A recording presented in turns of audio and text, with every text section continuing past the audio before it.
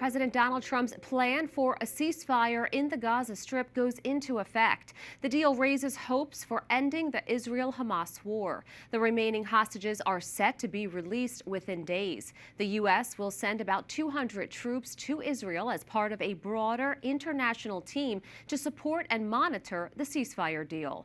White House Correspondent Owen Jensen reports. Owen.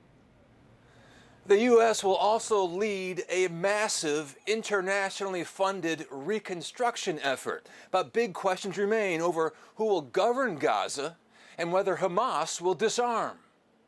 As President Donald Trump heads off to Walter Reed in Maryland for what he calls a semi-annual physical, across the globe, the initial phases of his peace plan begin taking shape. A ceasefire, Israeli troops pulling back, and tens of thousands of Palestinians headed back home, or to what remains. Reset! Reset! Off! Today at the Pentagon, the Secretary of War thanking Qatar's Minister of Defense for helping push for peace. A historic moment. No one other than President Trump could have achieved the peace that we believe will be a lasting peace in Gaza. And Qatar played a substantial role from the beginning, working with our folks to ensure that came about. So I want to thank you for that historic peace. Israeli Prime Minister Benjamin Netanyahu also thanking President Trump.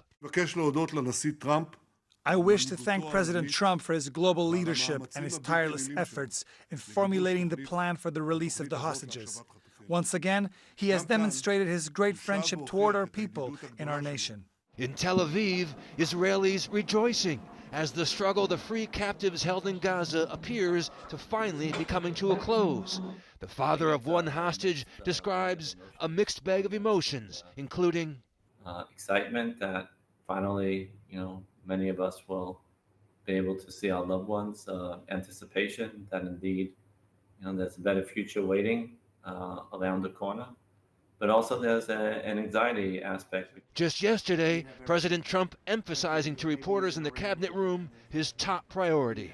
But we have to get our hostages back, and we weren't going to do it at the end, we're going to do it at the beginning. Separately tonight, but making big news, President Donald Trump now says he may not meet with China's president later this month. That's because China restricted exports of rare earths. In response, President Trump saying the U.S. might increase tariffs on China, and that sent stocks tumbling today. At the White House, Owen Jensen, EWTN News Nightly.